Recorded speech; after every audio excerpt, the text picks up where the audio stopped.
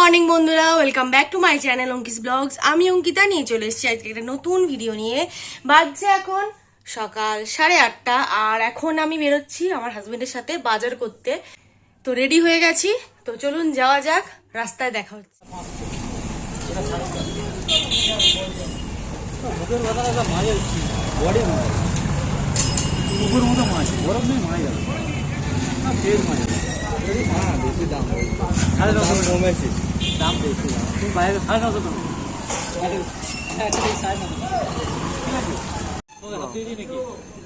অনেক বেশি হয়ে যাবে।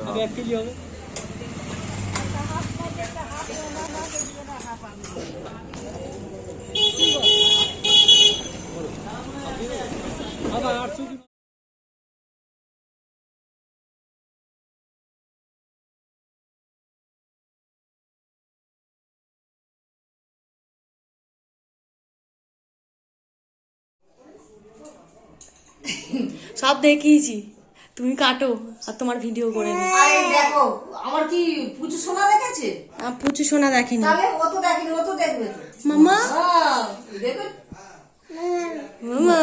মামা মামা হ্যাঁ, এই চিংড়িটা জ্যান্ত নেওয়া হয়েছিল, আর এই যে এটা কি মানে শিং মাছ, এইটা মাম্মামের জন্য নেওয়া হয়েছে। এটা মাম্মাম খাবে, এটা মাম্মাম খাবে, এটা খাবে তো জুজু।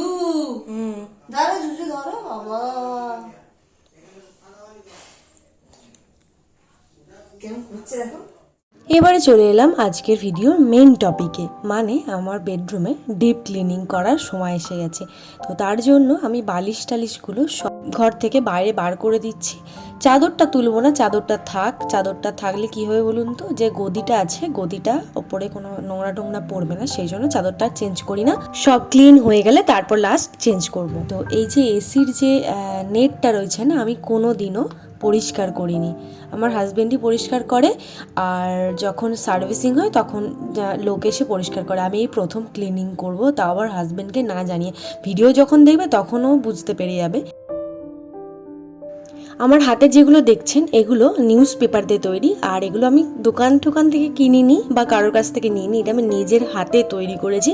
আমার ছোটোবেলা থেকে এরকম নিত্য নতুন জিনিস হ্যান্ডক্রাফট করতে খুব ভালো লাগে। তো কোনো একদিন একটা ভিডিওতে আপনাদের দেখিয়ে দেবো কীভাবে আমি তৈরি করেছিলাম। তো এরকম ডিপ ক্লিনিং কম বেশি তো সবাই করে থাকে, তো এখানে আর কিছু দেখানোর মতো নেই। আসলে আমি কেন দেখাচ্ছি বলুন তো, যে আমি অন্য কারোর ভিডিও দেখলে, ধরুন আমি কারোর ভিডিও দেখছি, হিন্দি চ্যানেল হোক বা ইংলিশ চ্যানেল হোক বা বেঙ্গলি চ্যানেল হোক, যারই ক্লিনিং ভিডিও দেখি আমার দেখতে না খুব ভালো লাগে আর খুব স্যাটিসফাইড লাগে। তো সেই জন্য আমি মনে করলাম যে আমিও তো আমার বেডরুমটাকে ডিপ ক্লিনিং করব, তো কেননা আপনাদের সাথে শেয়ার করা যাক যে আমি কীভাবে পরিষ্কার করছি আর কি। আমার কোনো কিছু জিনিস পরিষ্কার করব না, যখন করব একদম যেন একটা নেশা মতন লেগে যায়, যে আমি এটার পর এটা করব, ওটার পর ওটা করব, করলে একদম কমপ্লিট করে তবে ছাড়বো। আমাকে একজন কমেন্টে জিজ্ঞাসা করেছিলেন, একজন না অনেকেই আমাকে এই কথাটা আর কি জিজ্ঞাসা করেন, যে আমি আমার মেয়েকে রাগি কোন ব্র্যান্ডের খাওয়াই। আমি অনেক কাউকেই রিপ্লাই দিয়েছি, আপনাকেও বলছি, আমি আমার মেয়েকে বিগ বাস্কেট থেকে কিনি।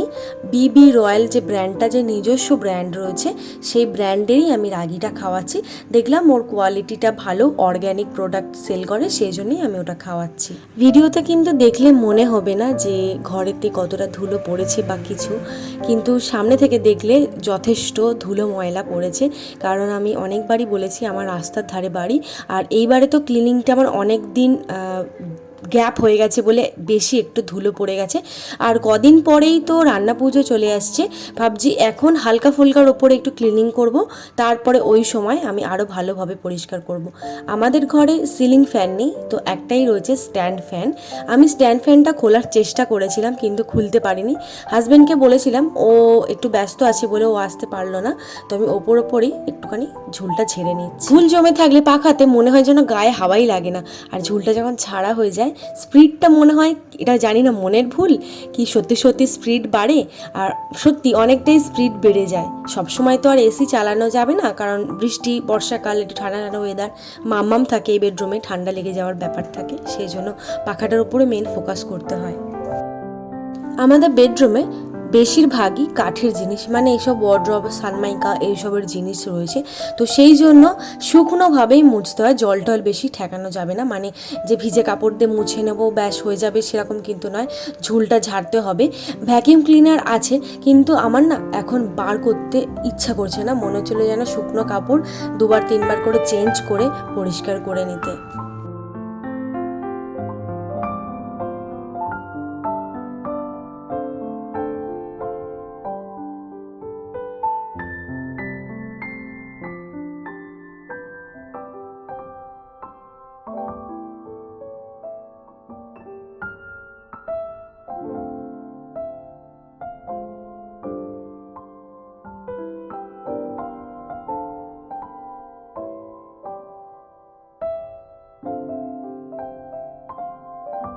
এই শোপিস র্যাকের মধ্যে অনেক এখনও শোপিস কালেক্ট করা বাকি রয়েছে, তবে হাতের কাছে যে কটা ছিল সে কটা আমি রেখে দিয়েছি।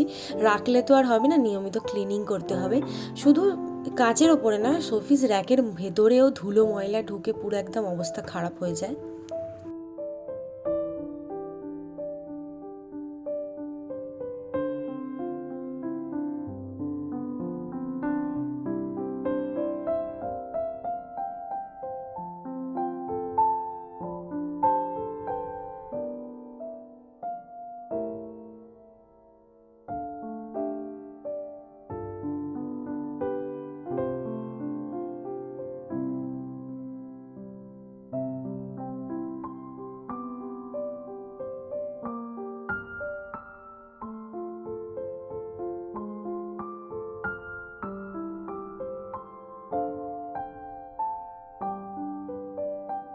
আমি এইসব টিভি, আয়না, কাঁচ এইসব জিনিসগুলো কাপড় দিয়ে মুছি না, মুছলে না কীরকম একটা দাগ দাগ থেকে যায় আর যেন পরিষ্কার হতে চায় না। আমি কি করি, এরকম টিস্যু পেপার দিয়ে ক্লিন করি সেই জিনিসগুলোকে। একটু কোলিন দিয়ে দিই, বা কোলিন না থাকলে স্যানিটাইজার দিয়ে দিলে আর এই টিস্যু পেপার দিয়ে হালকা প্রেস করে রাব করলে পুরো ক্লিন হয়ে যাবে। আমার কাছে একজন জিজ্ঞাসা করেছেন বা জানতে চেয়েছেন যে আমি আমার মাম্মামকে যে মাখানা সেরেল্যাকটা খাওয়াই সেটা কিভাবে বানিয়ে থাকি। তো আমি অনেকবারই ভিডিওতে শেয়ার করেছি, আপনি হয়তো খুঁজে পাচ্ছেন না, ঠিক আছে কোনো ব্যাপার না। এর পরের ব্লগে আমি আমার মামামের জন্য মাখানা সেরেল্যাক তৈরি করব, কারণ ওর জন্য সেরেল্যাকটা বানাতে হবে, শেষ হয়ে গেছে। তো আপনাদেরকে আবার করে শেয়ার করে দেবো। ভিডিও কাটিং করে করে আপনাদেরকে দেখাচ্ছি বলে 10 মিনিটের মধ্যেই ভিডিওটা শেষ হয়ে যাবে, কিন্তু না, আমার এইটা ক্লিনিং করতে পুরো 1.5 ঘন্টা সময় লেগেছে। আর তারপরে আমি অনেক জায়গাতে পরিষ্কার করেছি, সেইগুলোর ভিডিও করতেই ভুলে গেছি, কারণ আমি একা হাতে পরিষ্কার করছি আর একা হাতে ভিডিও শ্যুট করছি। আমি ব্লগ তো বানাই, তার সাথে সাথে অনেক শর্টসও বানাই। তো শর্টসের জন্য আমাকে আর মামনিকে অনেক সাজুগুজু করতে হয়। তার জন্য কি হয়, শর্টস করার পরে আমাদের রান্নাবান্না করার ব্যাপার থাকে, সেই জন্য কি করি, জাস্ট কোনো রকমে খুলে আমরা রান্নাঘরে চলে যাই। তো সেই জন্য ড্রেসিং টেবিলের ওপরে সব কিছু নোংরা হয়ে থাকে, সেগুলোকে আজকে পুরোপুরিভাবে পরিষ্কার করে নিচ্ছি। কাজ আমার অলমোস্ট কমপ্লিট হয়ে গেছে, এবারে স্নান করতে যাব।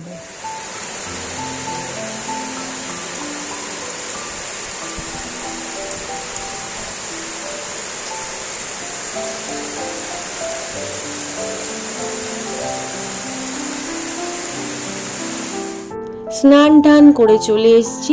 এবারে আমার ঝাঁট দেওয়া হয়ে গেছিলো আর মেঝেটাও মোছা হয়ে গেছিলো, আমি যে বললাম যে ভিডিও করতেও ভুলে গেছি, তো ওটা করে আমি স্নান করতে গেছিলাম। তো স্নানটা করে এসে এবারে লাস্ট কাজ হচ্ছে বিছানার চাদরটা পাল্টে দেওয়া।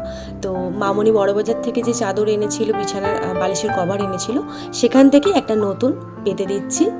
আর ঘরটার পরিষ্কার করার পরে যদি নতুন বিছানার চাদর পাতা হয় না, তাহলে ঘরের যেন সৌন্দর্য আরও যেন বেড়ে যায়। দেখুন ফাইনাল লুকটা কতটা সুন্দর এসছে, আমার তো ভীষণই ভালো লাগছে। আর নিজেদের বেডরুম ক্লিন করার পর কার না ভালো লাগে। যাই হোক, এবারে চলে এলাম লাঞ্চ টাইমে, মানে ভীষণ জোরে খিদে পেয়েছে, আর কোনো কথাই বলতে পারছি না। মাম্মামকে খাইয়ে দিয়েছি, এবারে সবার খাওয়ার পালা, সবাই স্নান টান করে একসাথে খাওয়া হবে। আজকে মামনি ইলিশ মাছ রান্না করেছে, ইলিশ মাছ ভাপা হয়েছে, ইলিশ মাছ ভাজা হয়েছে, তার সাথে তেল হয়েছে। আর কাঁকরোল, বরবটি, আলু, চিংড়ি, ইলিশ মাছের মাথা আর ইলিশ মাছের তেল দিয়ে একটা দুর্দান্ত মামনি চচ্চড়ি করে, তো সেটাই আজকে করেছে। আজকে লাঞ্চের মেনুর সাথে আজকে ওয়েদারটা না জাস্ট মানে মারাত্মকভাবে মানিয়েছে, কারণ যখন থেকে বাজার করে এসছি তখন থেকে বৃষ্টি শুরু হয়েছে, থেকে থেকে বন্ধ হচ্ছে, আবার হয়ে যাচ্ছে। তো ঠান্ডা ঠান্ডা ওয়েদারে এইসব খাওয়া দাওয়া তো ভীষণই ভালো লাগে, তো বর্ষাকালে। তো যাই হোক বন্ধুরা, বাপি আর আমার হাজব্যান্ড খেতে বসে গেছে, আমার ভীষণ জোরে খিদে পেয়ে গেছে, আর কথা বলতে জাস্ট পারছি না, তো খেতে বসে যাব। আর এখানেই আমি ভিডিওটাকে শেষ করছি। আশা করছি আপনাদের ভিডিওটা ভালো লেগেছে। যদি ভালো লেগে থাকে তাহলে অবশ্যই লাইক করে দেবেন, কমেন্টে জানাবেন যে কেমন লাগলো, আর আমাদের চ্যানেলটাকে প্লিজ সাবস্ক্রাইব করে দিতে ভুলবেন না, পাশে থাকা বেল আইকনটাকে প্রেস করে দিতে ভুলবেন না। তাহলে ফিরবো নতুন ভিডিও নিয়ে। ভালো থাকবেন, সুস্থ থাকবেন আর সচেতন থাকবেন। ধন্যবাদ।